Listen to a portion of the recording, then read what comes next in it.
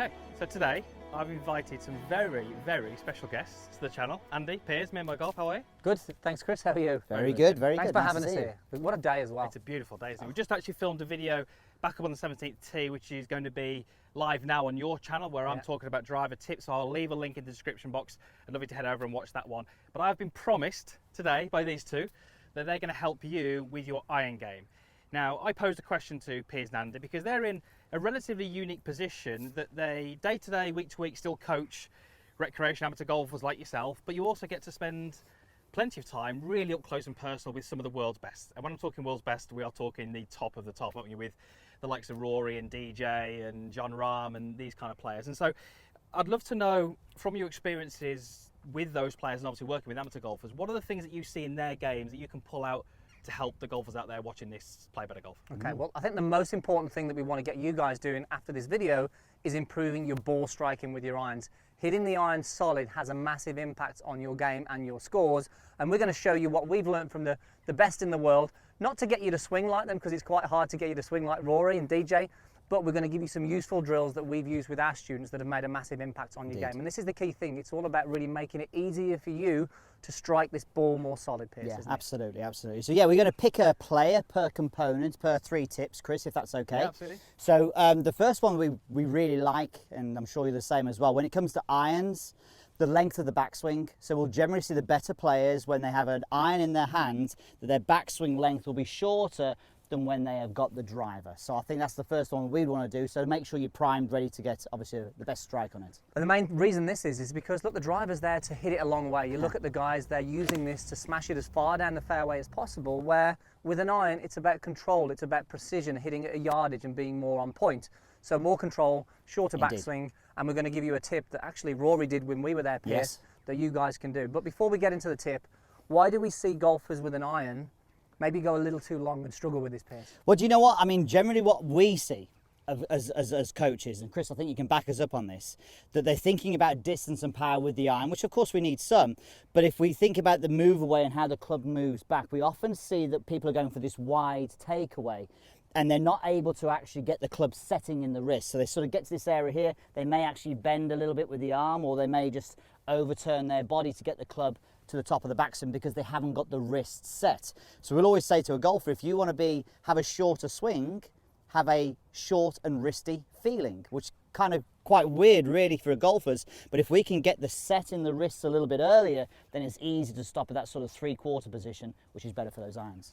It's interesting. I mean, it's completely different levels of golfer, but it's almost like when you see a really young junior and they can't set the club, the weight of the club is out, and then when they do set it, it's almost too long and there's not as much control over it. So I love this because it's getting the weight of the club under control earlier, isn't it? Yeah, getting the club head up very early in the swing. So Andy mentioned we're going to do the drill, so you're going to help me out, Andy, with the line stick? So just demonstrate the drill first. So this is what Rory shared with us. He was working on this drill, but it's a really good one that you can do, sort of broken down into 2 parts. So just take us through that first part then, Piers. Okay, so for the first part of the move away, it's as though the club would be pointing at the middle of the body and the hands are not going to be coming away from the body. They're actually going to be moving and almost staying the same distance away from the body for the first part of the swing. Then as soon as his hands would get to his right thigh, that's when he would start to use the wrist. And you can see now the club head has gone up and my body has had about half the turn it would normally need. And then from there, it's just a question of just completing the turn to the top of the backswing. And we have that 3/4 motion. Perfect. So I'm just going to come in and make sure he doesn't move his arms away. So Piers is going to move back and then he's just going to set the club and then he's going to hit, but not while I'm here. So this is a great way that you can do this. It's strange to sort of start your swing from here, but it's a great way of engaging these wrists early and creating a shorter iron swing. Should we hit one, doing the actual drill? Let's get out of the way. Just get back a little bit there, guys. So I'll just have a quick rehearsal to the side. So almost a connected move away, we may say, but then from there, set and up, and then we hit. Okay. 8 iron in hand. This is a pretty tasty shot, isn't it? Going to the 17th at Forest of Arden. Beautiful, beautiful. Beautiful. There's the first move, set, and then hit. Oh, just flushed it there, Piers. Drifting back nicely. A little cut into the flag. Oh, too big. Too strong. Too big. Change the 9. Very nice. Who's next? Okay, we've got DJ next. Now, what can you learn from DJ? DJ is a super athlete. He obviously moves extremely well, but we're not really looking at what his body does. We're looking at what his club face does. Club face is king, and it tends to rule the rest of the golf swing. So if we can have a good club face, Piers, in the backswing, Yeah. it really helps sets us up for a good downswing, doesn't it? Yeah, I think so. And you look at all the best players, and we spoke about this before, that the best players will generally be when they get down to this area here, what we call parallel point 3, when the shaft is parallel to the ground for the third time in the swing. You'll generally see that the club face is in a really good, strong or neutral position. Then they just obviously turn through and hit the golf shot. Now, we know a lot of amateurs, Chris, will perhaps get into a position like this where the toe is a little bit more up in the air. Now, when your toe up in the air like this, you're doing all sorts of things like early releasing and stopping the body just to square the club face up. So, again, we always allude to this. It's very difficult to change the club face in the downswing. Let's see if we can actually get it better in the backswing. Such a short period of time from the top to impact, isn't it? Indeed. If it's not right at the top, unfortunately, it's probably not going to rise down to impact. For sure, for sure. And we're going to use actually the lead wrist as the main focal point for this. And we think about DJ, he has his wrist obviously in this position here. We're not saying you have to recreate that, but if you can get a pretty neutral flat wrist or ever such a slight amount of cup, that's what we're kind of looking for. So the drill we use, hold right down the golf club. You can do this at home.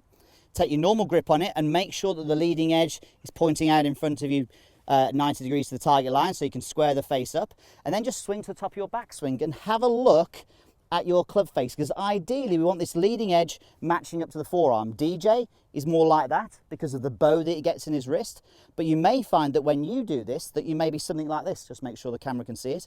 So you have this cup in the wrist here, this excessive bend in the wrist. That's going to get the club face open.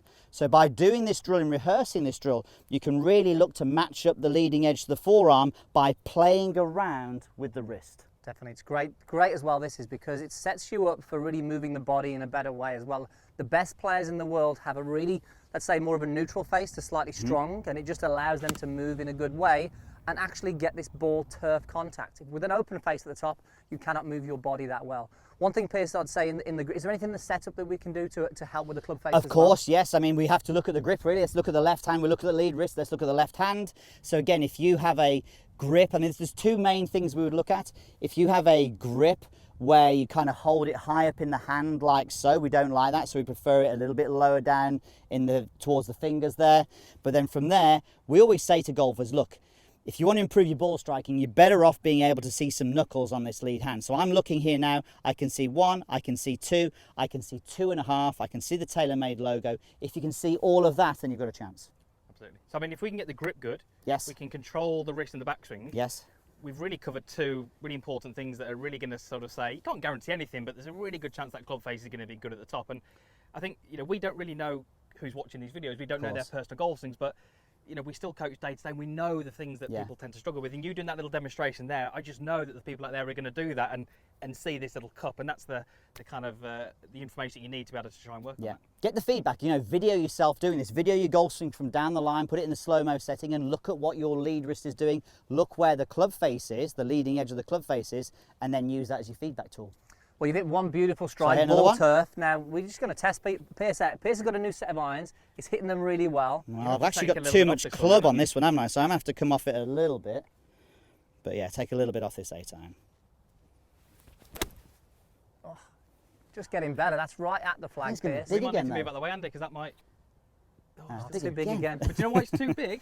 It's because he's got that club face. Oh, there we go. Contact, that's what you get. But it's true. You get the club face strong and the ball flight improves, doesn't it? And it becomes a little bit stronger, a little bit lower flight, a little bit more distance. And we all would like a little bit more distance, including Piers. But look at the divots there. Nice shallow divots, but ball followed by the turf, which with an iron is just crucial. Okay, last one then, Piers. Yes. What can we learn from Collin Morikawa? Obviously a major winner now at 23 years old, I think. Wow. Unbelievable talent. Impressive, isn't it, that? He was so good when we saw him in Florida last year. So let's talk about, this is a real key one, isn't it, for ball striking? Yes, indeed. Talk us through really the lower body and how he moves his lower body, and then what we can give the viewers at home. And this is, it is very interesting because he is, as far as iron ball striking is concerned, he is one of the best out there, a very good iron player. So look, what Collin does really well is when he moves his body, when he moves his pelvis, he gets the hip turn, but he also has his right leg straightening somewhat. Just a little bit of straightening of the right leg. Now we love this for amateur golfers because what it does, by getting that little bit of that straightening in the leg, it makes it a whole lot easier to get a good hip turn in your backswing. Now if you're getting a good hip turn in your backswing, it probably means you're not swaying. A lot of golfers, we know, Chris, will want to keep the right leg flexed, keep the lower body stable. Oh no, I've swayed. As soon as you sway, you're hitting the ground before the golf ball. It's all over. It's tough from there. It's tough from there. You've got to be very talented. So again, if we look at Collin's golf swing, we can see there's that little bit of that straightening of the right leg, which just allows him to turn his pelvis, and then from there, we're not going to say replicate what he does on the downswing, because if I try and do that, I'll be in the hospital. And it's so much easier then to get on the lead side at impact, which all these guys are. Just show the viewers, Piers, from the front on camera, where these guys are at impact, because this is really the key. Where do we get to at impact to get this ball followed by the turn? Well, this is set up. The majority of amateurs, this is what they look like at impact now. It doesn't change. They kind of return back to the same place. Maybe the elbows sort of splay a little bit. Whereas the best players, they start at setup and then they move into impact like this. So you can see, yes, they've turned their body, but what they're really doing is they're very good at getting the majority of pressure, weight, whatever you want to call it, pressure into that lead leg. And the best way, as you said this, Andy, is by getting a good pivot and then not swaying off it, obviously getting a good pivot and then just moving into that leg. Exactly. The more you move away from the golf ball with your lower body, then you've got a long way to get back over. So let's make it easy by having a better pivot. Now, this drill is really good. This is a great drill that you can do at home. Piers, just share this with the viewers. So you can do this at home. I mean, obviously you can do it against the wall. You can do it outside, obviously, but get the golf club across the shoulders. And then you're going to move into a wall. So we'll get a bit of B-roll of our studio coming in here now. Now all I'm going to do is, as I swing back, you can see my right butt cheek is on the wall. As I swing back, I'm feeling that I'm moving my butt cheek, wiping it along the wall and moving it towards the target as I do it. And I might want to exaggerate this, especially if you're a swayer. There's nothing wrong with moving your butt cheek a long way along that wall there to make sure that you are not getting any sway whatsoever. Good exaggeration drill. But when I do this, Andy, now, I'm just going to do one more. I really do feel that my pivot now is more centered over the golf ball, which was going to make it a lot easier to strike it. Notice the right leg as well. He's allowing that to straighten a little bit, which encourages that rotation as well. Really important. And Piers is exaggerating that. We don't need to go as much as that, but it's a great feeling to take to the golf swing. That right pocket of your trouser is actually moving towards the target. It's going to help train that low point to be more after the ball. It's actually my current swing thought at the moment, so it's actually what I'm working at the moment. Do you think that stems from... It seems to be working okay at the moment, yes. Do you think that stems from so many golfers being told over the years to get the weight into the right side? Do you think this so. And this kind of sway that we see of this, the hips going that way, the head going that way, just not much good happens? Yeah, again, so let's just take that as a case in point. So Chris just said, you've got to make sure you load up your backswing. Okay, I've just loaded up my backswing, but I've not really given myself any good chance of striking the golf ball well there. You can still load up your backswing, but you just need to make sure you get a good pivot when you're doing this. You can get away with that a little bit with a driver because we're hitting up, but with an iron, you cannot get away with it. So you must have a good rotation of these hips. Indeed. I love that one. So, I mean, you're talking there about how that allows you to get more into the lead side, and when you were talking about the weight and the pressure in the lead side, for me, that's what I call a non-negotiable. Yeah. Yes. There's no good player who doesn't do that. Yeah. It's something that you have to do if you want to improve the ball striking, and that's the only way you're going to get, as Piers has demonstrated there, that ball-turf contact. Yeah. And I think this is the key thing, is what we want to stress to you guys as well. You don't have to swing like Collin, Morikawa, DJ or Rory, but if you do some of these simple things that can allow us to get to an impact like these guys, which we can, then it's going to make things so much easier. Our job is to make it easy for you, not to get you to swing it like these guys. Yeah. But so powerful. Don't video their swing and put up and compare and try and do the same. Just take certain components out. Right, you need to take a little bit more off this one then. Okay. He needs a wedge, doesn't he, really? Well, yeah, absolutely. I'm just going to go with this one. I'm going to go right down the handle. And let's see what we've got. There is room inside those two, that's for sure. But again, just watch my pivot. Look at my pelvis when I do this. You'll actually see my hip does move in a little bit towards the target as I move back into my backswing. Very nice. Well, that's nice, Piers. That's definitely a little shorter. It's going to be about 15 feet, hopefully. Oh, too big again. So what I really like about those drills and those shots as well is that we've pulled out something that they generally all do in terms of set the club. They all control the club face and they all make a great pivot. But they're all their swings look different. Yes. And I think that's the really key point, that we're not trying to say swing like this. Yeah. You know, you can create and add these into their golf swings and they'll still have their own style, and I think that's what we see with the great players. They have their own style, but they all do certain things very well. Yeah. I think the one thing that we wanted to stress in this was as well, that look, every single one of those was about getting a better impact. But none of the drills that we did were about the downswing. They were all about priming the backswing and making sure you get the most out of that, just to make it easier. You can have all these funky moves, so the Matt Wolfs, but you have to be very skilled to be able to do this. It has to work for you. If you're an amateur golfer, make it simple, make the backswing simple and give yourself the best chance. Absolutely. And I think, just to finish on this point, I think ball striking with the irons, I think is hugely related to score and, which I think is possibly even more important, enjoyment. Definitely. It's just so much more fun to go out on the golf course and just hit those flush iron shots. The scores will probably come down as well, but you'll just enjoy the shots a lot more. Do you know Do you if enjoy those shots? if I go in You've three, got a great day now. I'll probably Piers. go to That's three made put your all day. 3 of those, but I don't care. I've got a We've smile on my enjoyed- face. We've enjoyed it. Guys, massive thanks for joining me here. Thank you. Really appreciate your inputs and your content and sharing some of your experiences with the viewers. I really hope you appreciate that. I would love you to drop into the comments box and just let me know, out of those 3 players, who has the favourite golf swing? Whose golf swing would you like the most? Would it be Rory, would it be DJ, or would it be Collin, Morikawa? I'm not going to put you on the spot and ask you that question. We're going to ask you to drop down to the comments box. Usual stuff is down below. There's a like box down there. Give that a click. There's a comments box, and also subscribe to my channel as well as their channel if you're not already subscribing. Again, thank you. Thank you for watching, and we'll see you again soon. Thanks, guys. Thank you.